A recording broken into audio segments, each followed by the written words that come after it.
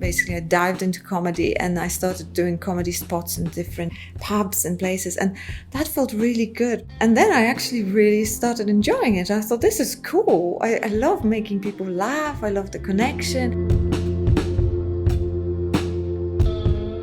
Joanna Surowiec found that performing stand-up comedy led her to create a deeper understanding of British culture and a closer connection to people.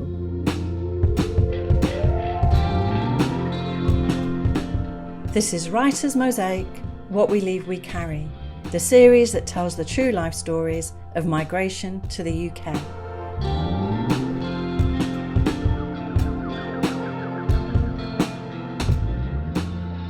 I was born in Poland, a town called Zielona Góra, which translates to Green Mountain. Sounds magnificent, but it's really flat. I can only imagine that it was called like that because someone got drunk, because it's a town known for wine and making wine. I have 3 siblings. One of them is a twin, so that has been really interesting. We've always been very active and enjoying the outdoors.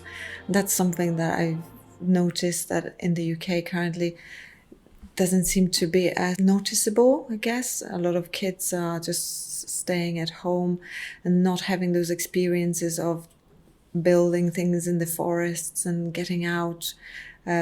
We would never ask permission of our parents where we went to places. We just went, and I loved the freedom. I loved the nature. Yeah, it was wild and beautiful. And it feels like when I came to the UK, everything was so strict and everything was, I don't know, guarded. And even although I was 20 or just about 20, I was expected to ask for permission for everything. And it's a little bit different. I imagined men still wearing those top hats and being gentlemen and really romantic. And I absolutely loved British accent. I still do. Although now only after arriving, I realized how different the accents are in different regions. It somehow feels kind. It feels like they care.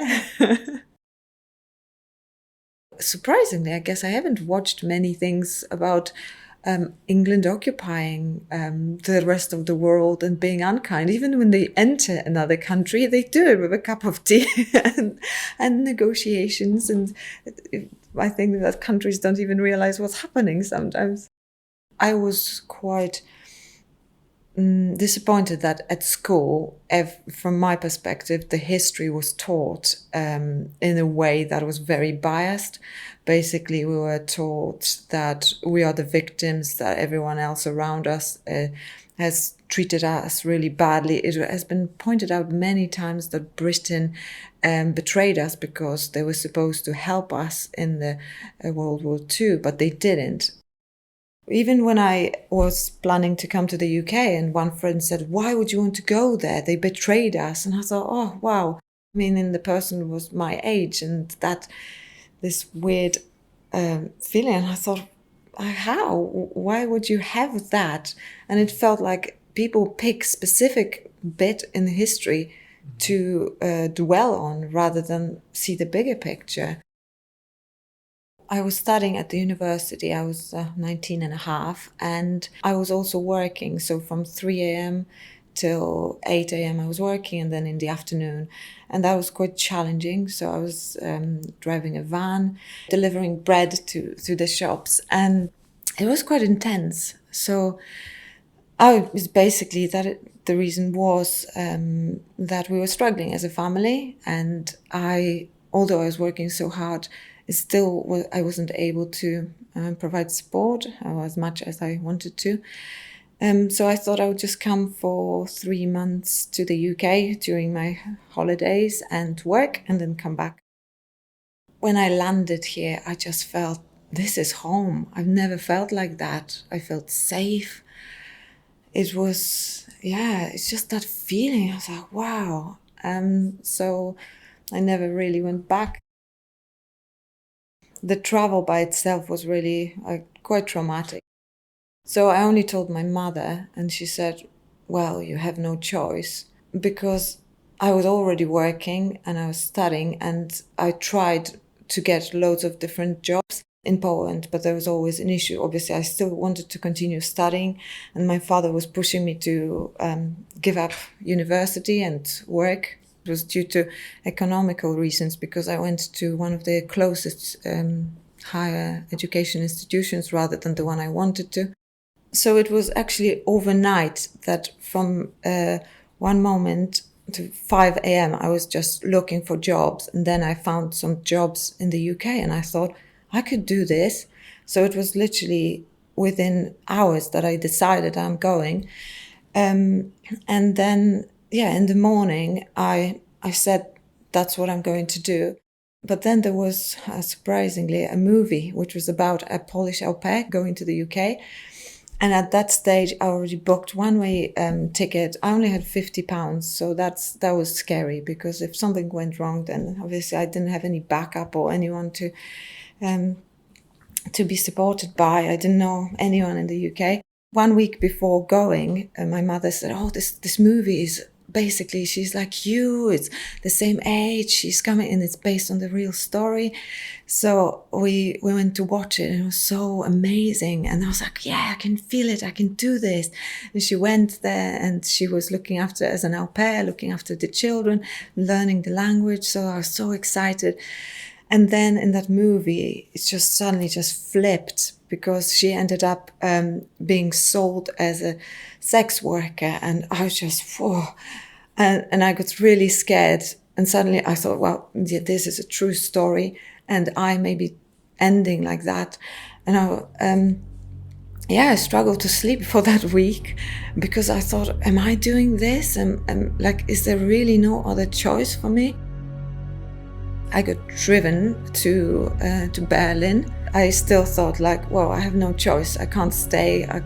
We won't be able to survive, basically. This driver was driving every day to Berlin to take bread, because that's the place I was working for when I was delivering bread. So he was a friend of my father, and he was supposed to just take me. He was going there anyway. That was the airport I was flying from. Yeah, and then on the way there, he basically said that if I don't perform some sexual acts with him, he will just drop me off in the middle of Berlin, in the suburbs. So I said, no. I was so shocked, but I said, no, thank you. I think it's the only time that was Britishness coming through. But I was just so shocked. So I ended up being on that bench in the suburbs of Berlin, and at 3 a.m. and on my own. And I thought, I didn't even have the currency. I didn't even get to the airport to go to Britain. And I thought, like, how am I going to survive? I didn't even make it there, and I'm already having such challenges. And then I just felt this amazing power, and I don't know what it was, but it was just such hope in me. And I thought, no, like, that's what I'm leaving behind, and I'm going forward. I can't go back to this. And I went, and I found this wonderful lady who took me to the airport, just a complete stranger, who was really kind. And yeah, and then there were two British girls who showed me how to go around the airport, because I'd never flown. It's just people's kindness that was so wonderful. So I got on the plane, and those two wonderful girls from Britain said, "Oh, maybe you would like to sit next to the window." And again, I just saw, like, how kind are those strangers. And yeah, it was wonderful. I got there in Stansted Airport. I arranged to be an au pair with a family. And again, that was also interesting, that previously I had a lot of people contacting me when I created a profile to become an au pair. And there were so many offers that just sounded really incredible. But again, too good to be true. Like, we'll pay you £100 for a week, give you a flat and and the car, and you only collect the children from school, and that's all. And I was like, And then some people wanting me to look after the dogs, and then after a few weeks of chatting, I said, oh, so what dogs do you have? And I said, we don't have dogs. And I thought, oh, it's just, it was just so clear that there's so much that just didn't add up. And then the people that I ended up working for, it was for £45 a week, they had such a long list of jobs, as long as my hand. And I was like, no one would make an effort to do this and to write so much, pay so little, like this must be true. And then when they called me, I had the child in the background interrupting. I thought, okay, they exist. So that was my decision-making process. So that was at an Air Force base in Leicestershire. So again, I made an assumption that the UK is just like this Air Force base. For me, personally, it was very lonely because during the week I would work and then the weekend I was free, but basically the place was deserted. It was the loneliest place I've been to, really. I stayed at the Air Force base for a year, and I have to say at the very end I made amazing friends, but in general I found it quite difficult to connect with people, especially English people. At first I thought it was just my imagination, but I went to a netball game, to a netball class, and one woman who I'd never met before, she just walked up to me and said, I know why you are here. You just came here to steal our husbands.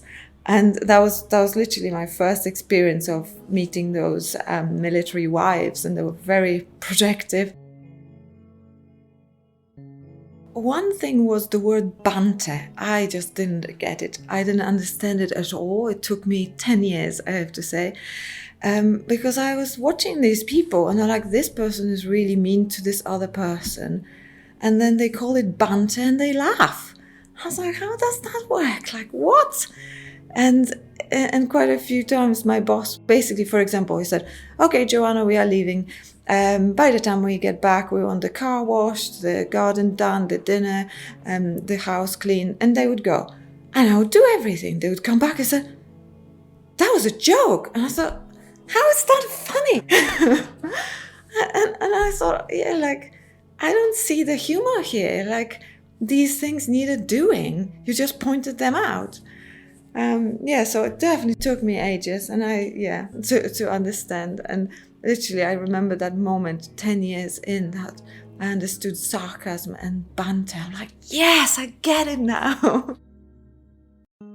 People tell me that humor is similar in Poland and in the UK, but I don't know, maybe because I was just so busy to survive when I was there and I was still growing up, that I wasn't.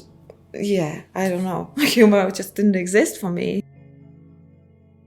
I remember at least being in Poland and watching things like Blackadder, and I just didn't get it. I just wasn't interested. Or The Life of Brian. I was like, this is just stupid. And now I just think it's hilarious. I love it. So something shifted in me. I went with that family to Cheltenham, Gloucestershire, because I applied to university and I got a place, so I thought I would stay with them for a bit longer and study.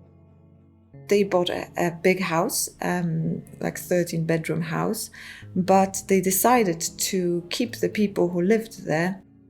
There were quite a few elderly and disabled people with complex issues, like one person with schizophrenia, and who needed a lot of support. So basically, they just said, Joanna, you'll be looking after the people in the house, and we will give you a raise of £5 a week, which was a bit of a shock. At first, it was really scary because I imagined myself at the university, enjoying university life, but actually that house was just overwhelming because there were so many people. Like, as an example, there would be one person rolling down the stairs naked in the morning because he wasn't able to dress himself, so he would roll down the stairs to the bathroom and someone else would need to help him to dress.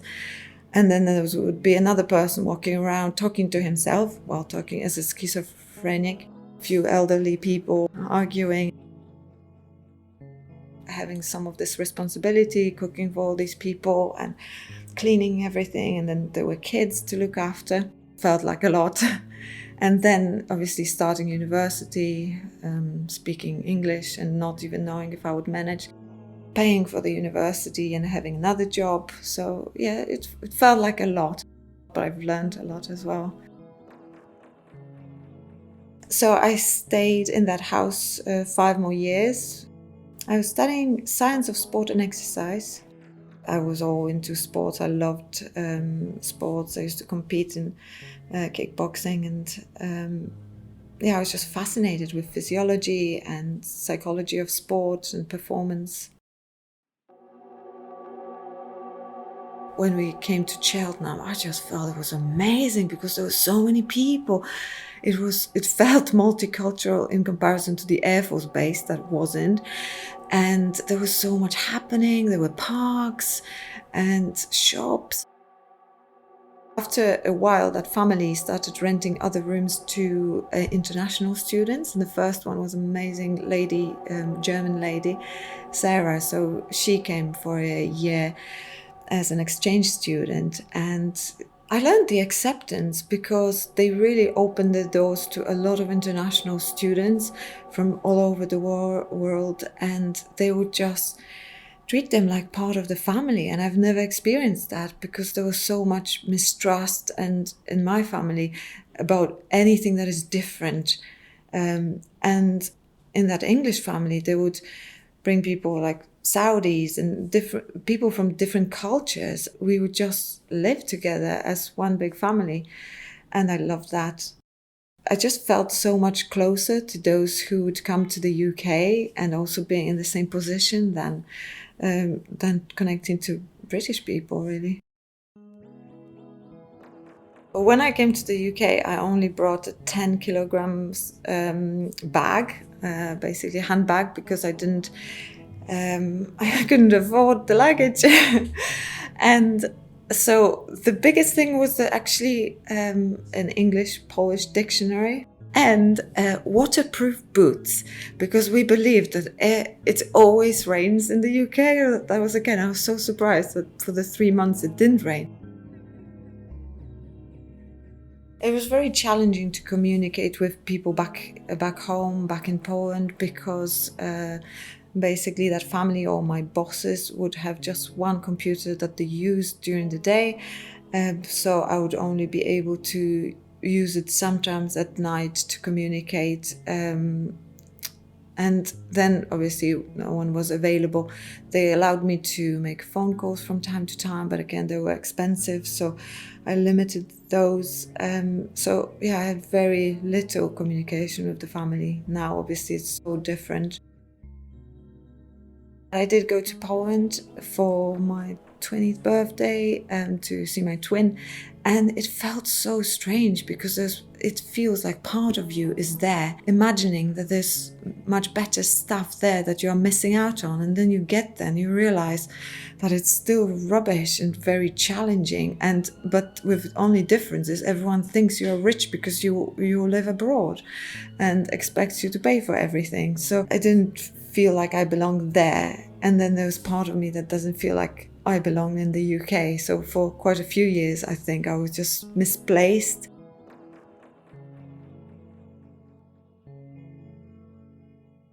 I feel like I really got to know the Brits. I feel like I connected through humor, really. That was my way. When I got a job working with emergency services, I felt again like, oh, I don't belong. What am I doing here? There are mainly men, and it's mainly the police and the firefighters in their 50s often, and I'm a little bit younger and a woman and a foreigner. So I basically, at one event for 200 people, I took the microphone and I started making jokes, and it was just so beautiful how the whole room transformed, and I felt the connection with them. And I feel like humor helped me to connect, and I think people then understand that I see them and I hear them and I laugh at their quirks, but also accept them. So now I feel I have a lot of friends, and I feel I know them well. And they are from all over the place, but English as well. There's something that's shifted, but I think also acceptance within me around how people are. Actually, the romantic relationship that I had for 4.5 years, it was a bit challenging in that sense that my upbringing was so different. Like, you had to fight to survive, to basically, I feel like I'm resilient, I'm determined, and I want things to happen. And this person had amazing upbringing. He was the only child of quite wealthy family, and he said, well, I haven't learned how to fight because I didn't have anyone to fight with. He was completely really settled and grounded. He actually said, I wish I had challenging and abusive childhood like you, because I would have that determination that you have. And I thought, wow, this is a strange way to look at this. I guess the moment when I felt like, oh, I'm becoming British, I was one when I was able to have a comeback to some banter that someone did. I was like, yes! and then also when someone bumped into me and I apologized, I was like, what? Like, that's such a British thing to do. Yeah, the British apologize for everything, when often it's not their fault, but yeah, often also in such a funny way, because they don't mean it. Like, it's so sarcastic, but I love it. In Poland, people are allergic to apologies. They definitely don't use that, and they don't feel like they owe you an apology, even if they are in the wrong. Like, it's so difficult for them to admit. There's this pride. People don't want to be humble. Basically, I dived into comedy and I started doing comedy spots in different pubs and places, and that felt really good. And then I actually really started enjoying it. I thought, this is cool. I love making people laugh. I love the connection and getting to know people. And I love, after comedy, when people come to me and say, oh yeah, my grandfather is Polish, or just saying things like, oh, my neighbors are this and they cooked this. And suddenly it just felt the togetherness. So comedy became that way for me to connect people. And then after traveling all over the country and doing different spots, I decided to run a comedy gig in Cheltenham, so that we can have the same vibe, basically really kind vibe. And our slogan is comedy that cares, and it's called Comedy Huddle, which is just straight away gives the vibe of some sort of, coziness and togetherness. And I love it. And we do try to bring acts from different places, different countries, so that, again, it's not what the comedy industry tends to be, which is a lot of male white comedians. I did get things wrong, definitely. So one experience was, I came on stage and I said hello, and this person heckled me straight away. This man, and I said, oh, wow, men go quickly, and the audience cheered. It was lovely. But this man then threw a glass at me and said, I'm pro-Britain, and he leapt towards me to fight, but people stopped him, and then he smashed the pub's window. And yeah, that definitely felt a bit like, oh, okay, so until then I felt invincible. I convinced myself that it's fine, like, my ego can take it. If people don't laugh, what's the worst that can happen? But in that moment I thought, oh, that's the worst that can happen. Someone can actually be violent towards me. And so after that, I actually had a bit of a wobble, and I thought, is it worth it for me going around the UK at night, or as a woman on my own, if people like that? Because I was scared to get back to the car.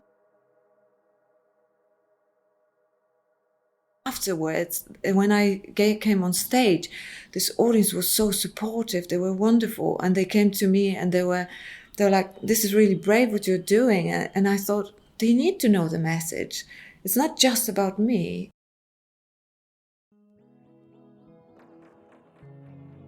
when I came to the UK and I tried the food, I was blown away. I mean, I love the roast. It's so beautiful, so tasty. I felt like I was robbed for the 19 years in Poland because it's just so bread heavy and potato heavy and tasteless. And then I tasted English stuff is so beautiful. And then obviously there's what you call English that isn't really English, like Indian, but that was also my first experience of trying Chinese and Indian in the UK, and I was like, wow, this is wonderful.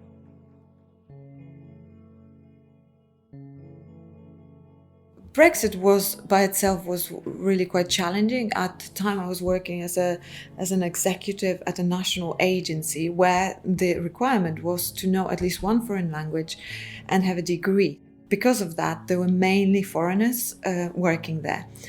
And then the moment there was a Brexit vote, the person in charge of the whole thing, the CEO, came and said to a Polish friend of mine, she said, "We showed people like you. My understanding is you are not wanted here," which was ridiculous because we were working for that person. But that brought a lot of the hatred, and being in that multicultural company, then I would hear a lot of the situations where neighbors would be quite racist to my friends and colleagues. And I started questioning if I should stay or whether we are wanted in that way, whether we are contributing, because obviously suddenly like, why am I in this job?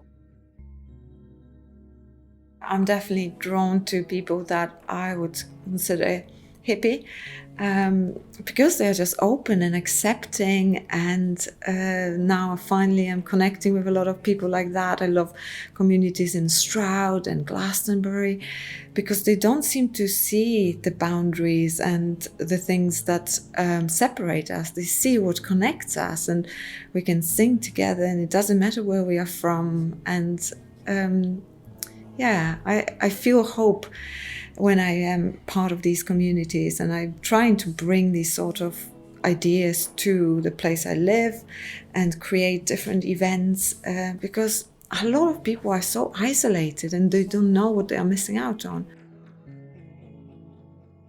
So I actually had one comedy show, or I don't know, I was part of it, in Polish, and it felt so strange, but it was really important to me because it was in England. Basically, when I was 12, my uncle asked me to dance because he was in a band, and for this amazing charity, the biggest charity in Poland. And I was so excited. I thought I can help people and I can do what I love. I love dancing. And then my family, my siblings were just, this will be embarrassing. Everyone will laugh. This will be awful. Like, don't do it. And they were all older than me. So I believed and I didn't do it. And I felt so sad. But then basically, 30 years later, this charity approached me and asked me to do comedy. For basically 200 people. And I thought, wow, isn't this amazing? And then I made this whole room laugh, and I thought, my family's nightmare is my dream. So I did that comedy in Polish, but it was so different. Yeah, I was taking the mick out of the Brits. That went down well.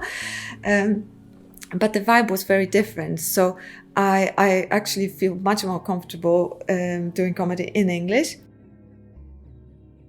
So I love that comedy basically gave me the reason to travel around, because previously I would always look at the costs. I would never go for a weekend away for no reason at all.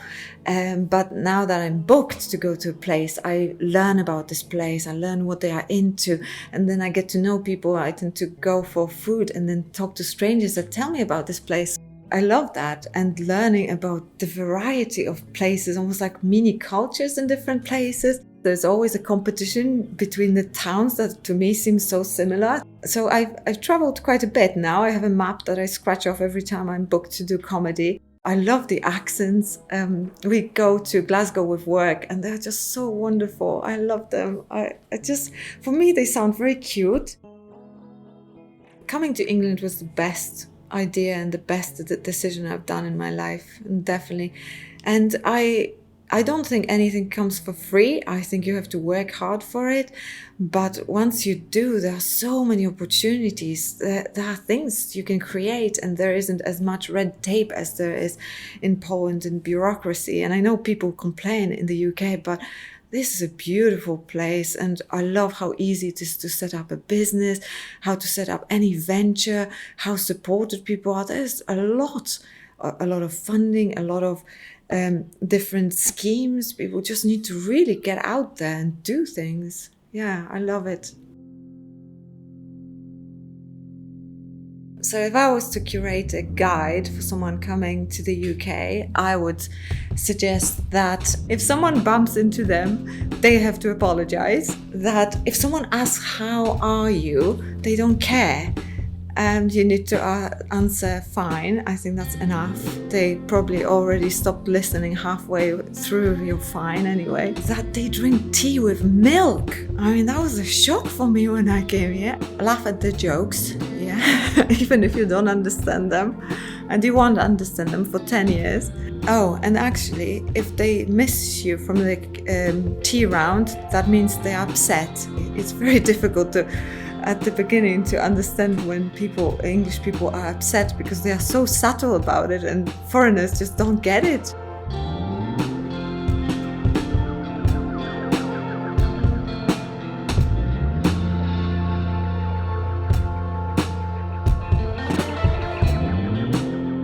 Joanna Surowiec was talking to Colin Grant.